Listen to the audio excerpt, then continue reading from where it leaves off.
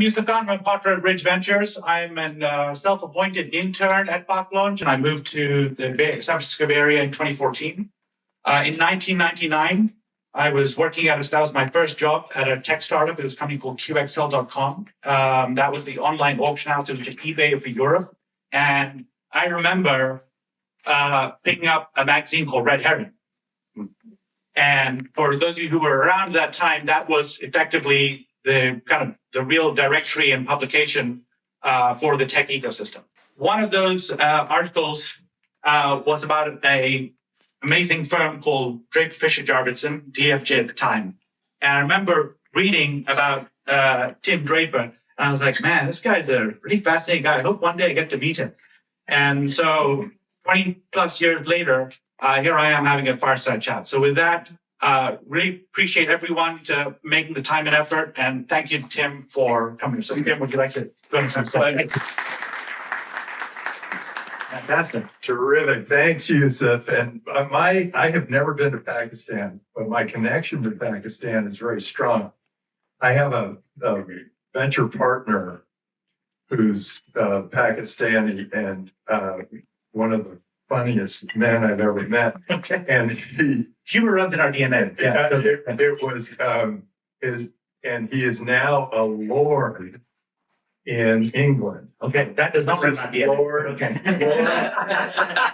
Lord Amr Safraz is our Pakistani partner, and he is, man, if you ever get a chance to meet him, sit down with him, you will be laughing every moment of every day. Anyway, so I'm just assuming that everybody in the room is hilarious. Well, so first of all, thank you for that. There's a bunch of LinkedIn requests going out right now. Like, what just happened? Yeah, the right. First of all, great to see you again. Thank you for making time. You know, the reason that we wanted to start. Oh, I've also backed a few packages. Yes, you have. Yeah, absolutely. Part of the reason for starting and why I both followed your career and been inspired by it is that actually you went kind of against the curve and was very contrarian when you were building DFJ. Definitively, I would say probably the very first and only VC firm for probably the best part of a decade that was not just investing like, oh, I'll just do something in Europe. It was like you did globally. Now, one of the things that always there's no shortage of reasons for founders to say no and be like, oh my God, and we can't do this, and this is not in our, so there's no shortage of that. I mean, if you just go on Google Maps right now and zone out and you basically point to a country, it's a busy neighborhood in most places. When you thought about investing globally, you had, in our last conversation, you had talked about the fact that the internet was your tailwind. And you were like, this is happening, and I'm going to. But irrespective of that, you went into places like, no offense, like, at that stage where infrastructure was not very possible, like Vietnam and India.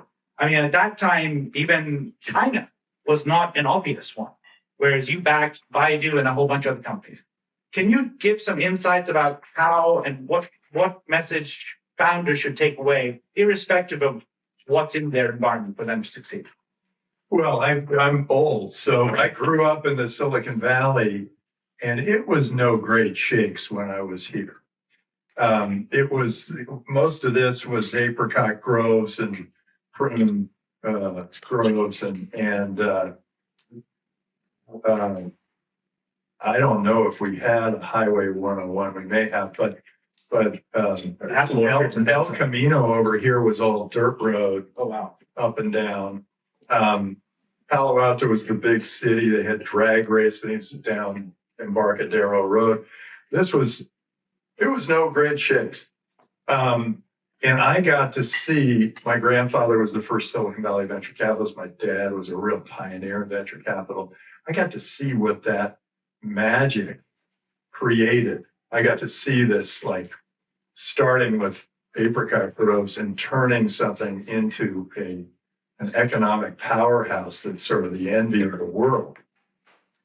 And so, I went away to business school, came back, and started my venture firm. The companies I was thinking were really awesome were Gateway Computer, Microsoft, one down in Texas. Might go. Yeah. Thank you. And they were just getting going. And I was thinking, those are really interesting. And they're all starting outside of the Silicon Valley and not in Route 128, which was the other hub of technology. And I thought, oh, how am I going to see all the companies? I mean, it'd be easy to just sit around Stanford and wait for, manna to drop from the trees. But I thought, but I want to see all of them because those could really be interesting in other places around the world. And so I started creating a network of venture capitalists because I knew I couldn't be everywhere, but I did want at least that information, that deal flow. And in doing it, I got to go to all these places. And so I started to see the world. And my dad started as a venture capitalist, but then he was the administrator of UNDP. And he flew to 110 different countries while he was administrator. And he took me to China. Wow. And to Mongolia and to Thailand, and then down to South Africa, Uganda, Botswana. So I started to get a feel for what these places were like. And, I grew up here and it was a little wild. And so I looked at China and I thought, well, that's a little wild. Wow. Okay. And it had, we drove on the only car through the only paved road, get this, to the only international hotel in all of Beijing. So from the airport, there was only one road and it went to this one hotel and there was only one car on the road. And that was the car that took us to the hotel. How did you convince investors? I say this non-jokingly, but how many of them said, you must be absolutely crazy looking to build a venture firm or do venture investing in these geographies? Yeah, I've started to get used to that. So we went and, all the Chinese people were, trading rice for beans or whatever in these, what they call Chinese hats, and back and forth. And I thought, well, that's kind of interesting. And then about 5 years later, I went on a mission to China to sort of see if there was an opportunity. And I met with a minister of the economy for China. And he said, you must come into our country and invest and put your money here. Look at all our people. And I said, no way I'm putting money into your country. And he said, why? I said, because look, I know this guy. He started a chocolate company. It got to be 90 million in revenues. And you guys nationalized it. You took it. Wow.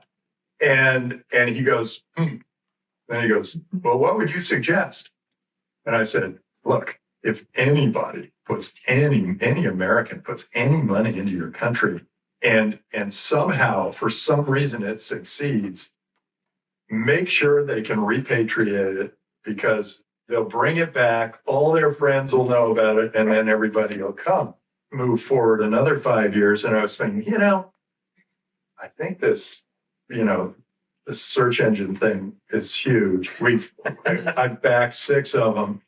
My partners pushed me away when I said, no, we got to do Google. And they said, no. Right. But because at the time, because I already had 6 search engines. Google was actually the 7th or 8th search engine. Oh, the 7th one we were going to invest in. Okay. There were 25 before that. Okay, wow.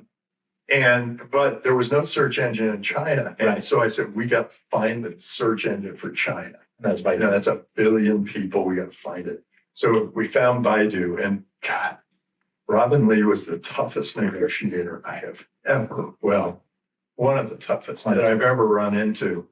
And we ended up, I was thinking, God, this is brutal. We put $9 million in for 28%.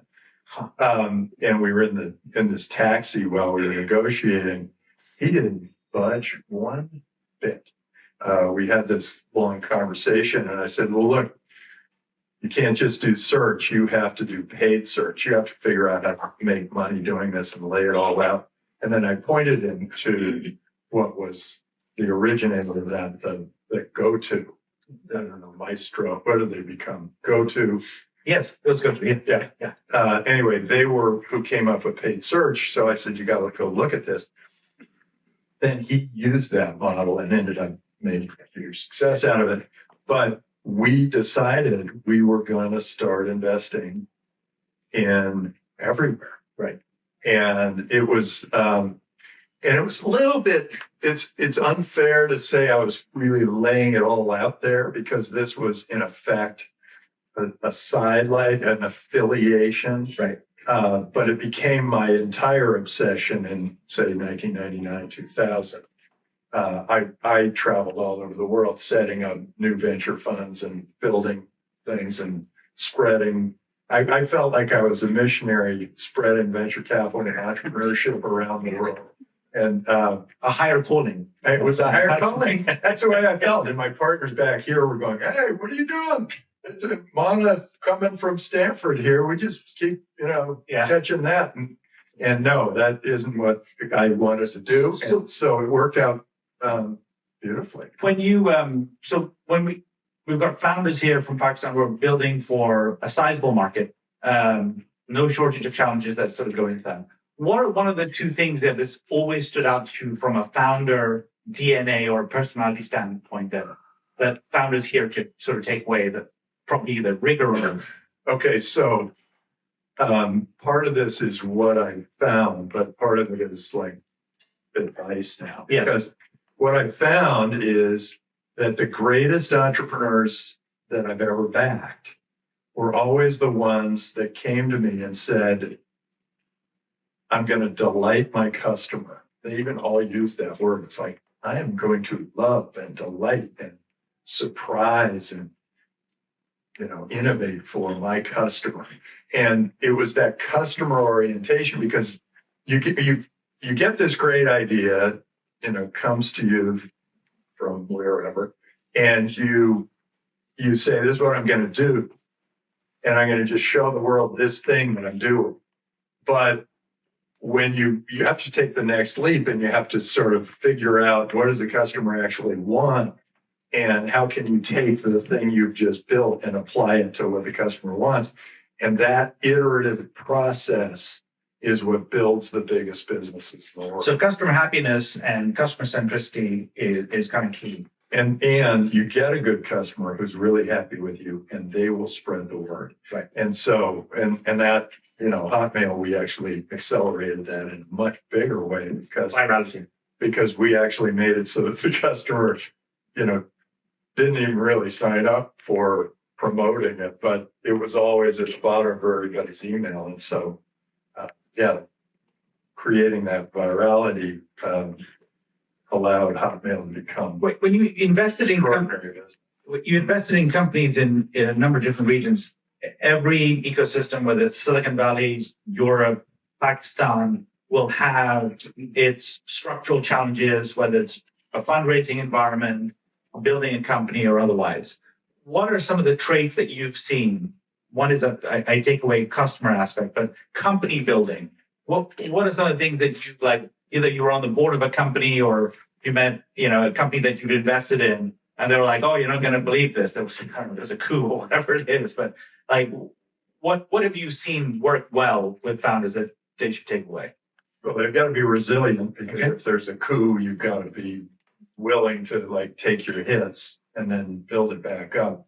But there are some benefits to coming from a place like Pakistan. You have this, if you want to build a business that's for the world, you have a market that the provincial market is actually more forgiving. And so you can test the business with your provincial market before you try to go mainstream with a big market. If you start here in the US, it's like, boom, you're out of business because you didn't hit it right just perfectly the first time. Right. But in Pakistan, it's like people are a little more forgiving because they don't actually have access to every new innovation in the world. So constant iteration and being able to sort of test it on perfection. So you can spend some time working on your local market before you then open it up to everybody else. But if you're starting a business, always have your eye on the world, not just Pakistan. Always think, no, this has to reach everyone. And I saw a couple of nonprofits here too, and I've got to give this little talk, which is a for-profit and a nonprofit. Those are just vehicles. You have to figure out how you're going to make money and how you're going to spread the good word, because if you're not making money, you're not doing anybody any favors. So figure out, it's a big leap. At Draper University, we have this arc. We start with what's the big problem in the world? Okay, make it your problem. How are you going to solve that problem? How are you going to create a product or service that solves that problem? And then how are you going to make money with that product or service that solves the problem? And then how are you going to distribute it around the world so that the good word spreads to all of those people around the world? And that arc, I think, really many entrepreneurs stop at, here's the problem, right? Or here's the problem, here's the solution. Right. They don't go to, here's the problem, solution, product, money, distribution. Right. You got to go that whole way. And if you can get that whole way, then you might just have something. So I like to, I work in venture capital, so I work with a lot of nonprofits. Yeah. Yeah, right. It doesn't matter what the vehicle is. Some of them make profits and some of them don't make profits. I know all about nonprofits. Yeah. In the longer term, we hope for profitability, for sure. Look, if you think about some of the country, how different geographies, when clearly you didn't shy away from, investing in, at that time, emerging markets at the time. How did you rationalize or think about country risk and the macro level? You were like, well, wait a second, there's something here. Like, could you give, because I think some of the hang-ups that founders typically have is that they kind of start with a defensive posture. They're like, well, we know, et cetera. Like, well, you kind of have to move past that, So just trying to understand from your perspective. Okay. So first, the Chinese story. Yeah. I invested in Baidu. It went public. The first day it was supposed to trade between 12 and 14. The first trade was at 18. During the course of the day, it traded up to 128. Right. Biggest, hugest success in an IPO ever, which badly priced or huge success. But then every Silicon Valley venture capitalist in their right mind got on a plane, the next plane to Beijing. Wow. It just happened. And so what I had suggested to the Minister of the Economy was actually happened. Right. They let us invest and make money on Baidu. Right. And then everybody came over and started to invest in their country. Why was I so sure that, these other countries would have great opportunities? I wasn't. So here's the deal. The way I say it at Draper University is I will fail and fail again until I succeed. But what we're really saying is experiment. None of those big, huge monster successes started in the lane that they were when they hit $1 trillion market cap. Right. None of them. So just know that you're going to have to be, it's not all going to be your North Star. You got to keep that North Star in mind, but it's going to be a very tumultuous trip to get there. And you're going to go through ups and downs and all sorts of things. So the answer is, I didn't know. All I thought about was, I'm going to do a little experimenting. And I'm going to go out there. And so there were small experiments to start with, but, Baidu, that was big stuff. $9 million experiment. But the other ones were just like, and then I kind of had it in my head, I'm just going to fly to new countries. I'll go try that one. Wow. And when I flew there, what happened was over time, things started to organize around my trips. Right. And so I was able to meet with a bunch of entrepreneurs in one setting in wherever I go. Argentina. Okay. Your favorite country. Yeah, totally. Yeah. Can't stand it. Yeah. Okay. They got a free market leader now. They do have free market. You got some competition They now. have free market leader. France, you got some competition. I will say that totally. Yeah. Hands Didn't up. have competition for about 100 years of socialism, but now This is true. now Argentina. No, but I think that, I mean, to give some. That is another thing I've done. I created something, the Draper Innovation Index, and what it is I don't know where Pakistan is in this, but Yeah. I list all of the countries based on how friendly they are to innovation. Right. And we test a whole bunch of data from a lot of different places and a lot of different things, but it includes how open they are to Bitcoin, how many entrepreneurs are getting started at one time, how it hits on all those things. So now I'm a little more directed in my experimentation. I'll look and I'll go, okay, that country is definitely on its way up the innovation index. I'm going to visit that one. So, I mean, let me give you a bit of a checklist to see if this works. So, growing venture ecosystem in terms of VC funds, definitively community and collaboration building in terms of founders, increasing levels of capital, financial ecosystem, which is probably at the early stages. Show of hands, how many people are going to be at the airport to pick up Tim Draper when he lands in Islamabad? Right, not an entourage running, waiting, and when you're say it when you fly, we'll figure it out. No shortage of it. Okay? A couple of key at the early stage of investing, a large aspect of the bet, as much as it is on the product and market, it's a bet on the team. What have you seen with founding teams that has stood out? Are there examples of that? I mean, look, the founders of Google were not the executive team that you would have plucked down and said that they were exceptionally smart in a particular area, and of course, the rest is history. So, what are some of the things that founders, when they go for fundraising, they need to talk about from a team perspective that will resonate with investors? Well, mutual respect is probably the most important. If you're talking about the team, right? Talking about the one individual, it's slightly different, right? But if it's a team and they show up as a team, if they're talking over each other, you look and you go, both these guys want to be the president, right, or the CEO or whatever. But if you see one of them talk and then they're talking about one thing, and then they defer to the other one who's the expert in the tech or in the market or whatever, then you start feeling like this is operating as a team. So that's a real positive. Individual that you're looking for, I think it's got to be some combination of high intelligence, but also some real passion and drive for this mission that they're on. It's got to be a mission, because if you're in it for the money, this is one of the great ironies of life. You go after something to go make money, you will not make money.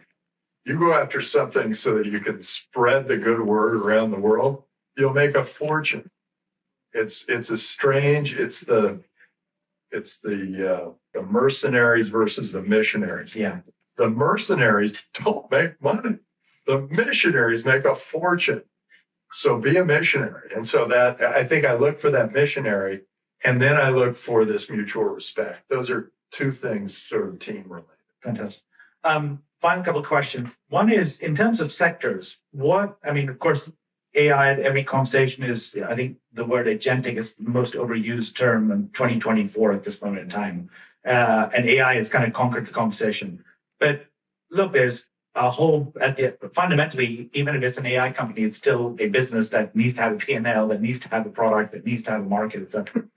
What sectors over the course of at least you could talk a little bit about, of course, how you looked at Bitcoin and kind of digital economy from one perspective. But what sectors have got you most excited over the course of the last couple of years where you're like, that's interesting, I want to dive deeper into that? So I'll start with Elon. Elon broke a logjam of creativity. Tesla and SpaceX, space and transportation, all of a sudden, entrepreneurs everywhere were saying, I've always wanted to try this, this space plane that lands in the water, mining asteroids. They've always wanted to try it. Nobody was doing any of it because they were leaving it up to government, to NASA, to whatever, International Space Station. All of a sudden, it's like, boom, huge. So I got all involved in these things, and I was thinking of all the commercial opportunities. But now that somehow we're all at war, all the defense departments of the world are coming to our door. Yeah. So it's pretty interesting, and it's strange. Some of our companies are like this jetpack company. Ukraine has come directly, not through the U.S., directly to the company to get the jetpacks, but not to move people around. Well, move dead people around. I'm sorry, Jim. You mentioned jetpacks. I asked, like, jetpack company? Like, we got two in our portfolio. You've got two jetpack companies? Yeah, we have one vertical takeoff and landing, EVTOL. Oh, wow. Okay. And we got two electric boat companies that fly over the water because they're hydrofoil. Yeah. We have two space station companies. Wow. One is this like balloon that expands into space. We have, so this is one of our areas. Okay. So one area somehow is doing very well because the defense departments are all coming in to buy stuff for different purposes than what we had intended. The second area is, I'll go into Bitcoin. Sure. It feels as though the world is there's a gravitational pull toward Bitcoin now in the crypto world. And it's the same gravitational pull I saw to Microsoft. Microsoft started out saying, hey, we're an operating system. You guys go ahead, invent it, try stuff. So they were trying things like clip art and little games and little silly things. And Microsoft was just going, great, we'll sell the operating system, everything's fine. And then, Lotus 1, 2, 3 started taking off. And WordPerfect started taking off. And database companies started taking off. Microsoft said, we need those markets. Right. And so they created Word, Excel, Explorer, browser, PowerPoint, whatever. And they built those into their operating system. So same things happen. Bitcoin shows up. All this experimentation happens on Ethereum and Solana and whatever. And it's a bunch of garbage, except all of a sudden people are going, hey, these smart contracts, that's really cool. This DeFi, that's really cool. These NFTs or ordinals, that's really cool. So they are all being programmed onto the Bitcoin blockchain. And suddenly all of the gravity is shifting to Bitcoin. So that, and when you can buy your food, clothing, shelter all in Bitcoin, you're not going to want to deal with a fiat currency. I mean, I don't know what the Pakistani, the rupee, does it drop 10% a year? Oh, it drops. Yeah. So why would you ever hold currency? Yeah. Except maybe to pay taxes if they force you to pay taxes. We can stop that as well. Yeah. Yeah. Why would you ever hold that? Right. So I have the feeling there will be a moment in time, right, where the people are all running to the banks to try to pull their fiat dollars out and get it into Bitcoin. Unless if you put some percentage of your net worth in Bitcoin or your business in Bitcoin, you'll be okay when all the banks kind of collapse on fiat. Okay, so that's an area where whoa, this is big, put the accelerator. Right. Number 3 is in healthcare. Okay. It's all digitizing, but it's so much more than that because AI is coming in, some other things are happening, and the average doctor does not do as well in diagnosing you as the average AI does. And AI is also going to be able to give you better therapeutics that are specific to you. So like your genetics, my genetics are going to be different. Yeah. But Pfizer wants to sell us both the same COVID. Whatever. whereas maybe I shouldn't be taking it at all. Or maybe you should be taking like a double dose. Right. And all of that is going to be very much specific to you. And the data will be included in that. I've got this Kudis ring. I took it off because I don't really like wearing rings, but it's similar to the Aura and this sort of. But it keeps track of all sorts of things. Right. And that's some data that will be attracted into this. But then there's also data from where you've traveled. You come all the way to the US, all of a sudden, you get Silicon Valley, the mental disease that makes you want to delight your customer. Or whatever. Yeah. Different kinds of diseases come from different things. Certain food you ate, right. Whatever airplane seat you sat on, all that stuff. That data will all be a part of you, and the therapeutics will be related to the data that you bring to the table.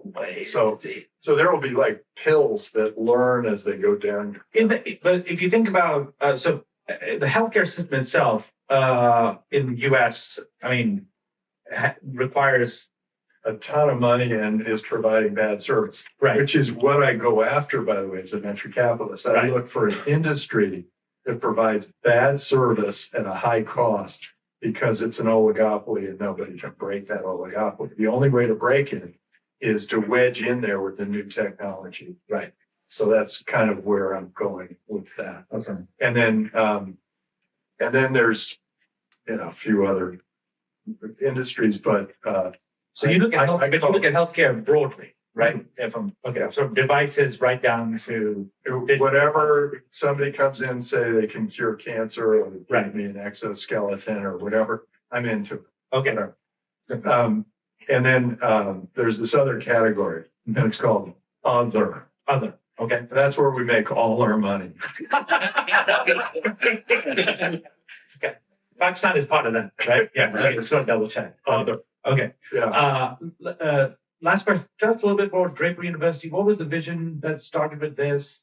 It's a weird thing that I have. I don't know if you guys have it. Most entrepreneurs have something like this.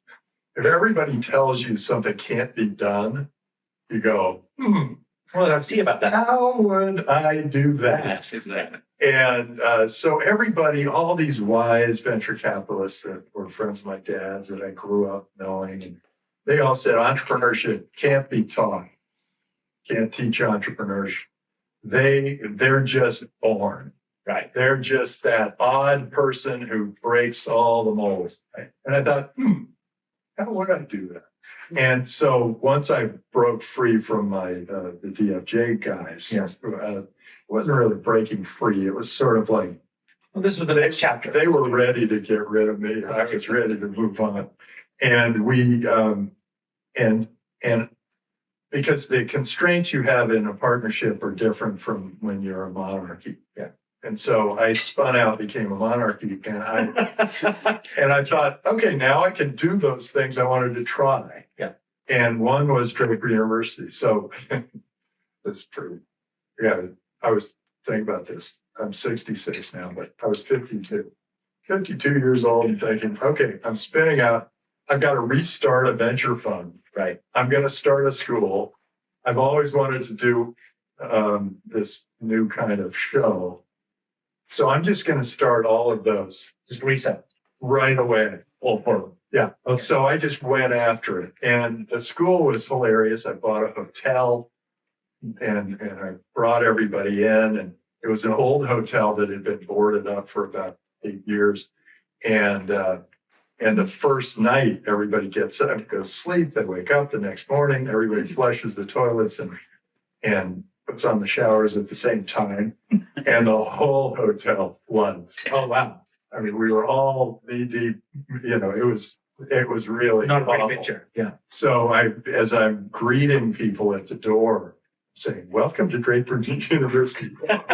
Here's your plunger." Oh, wow. Okay. And that was the beginning. Oh, right. And Okay. So eventually, right. We cleared it all up. And now we've had 4,000, 5,000 students go through hero training, probably 10,000 total. How long is each of the course? And hero training is 5 weeks and then 5 weeks. 5 weeks of hero training, 5 weeks of go. Right. Go do it. and we've had students from 102 different countries. We've had quite a few from Pakistan. And we've had, of the 5,000, about 1,250 companies have been started, and 5 are unicorns, and about 15 have reached $100 million market cap. Wow. And they now were harder to get into than Stanford or Harvard. And when I talk to these guys who are at Stanford or Harvard, they go, yeah, hey, so what percent of the people who graduate get jobs? And they go, 87% of the graduates from Stanford get jobs. And I go, great. And you keep them for what, 4 years, right? Yeah, 4 years. And sometimes 8. And I go, okay, that's great. We take them for 5 weeks. Our average student creates 7 jobs. Wow.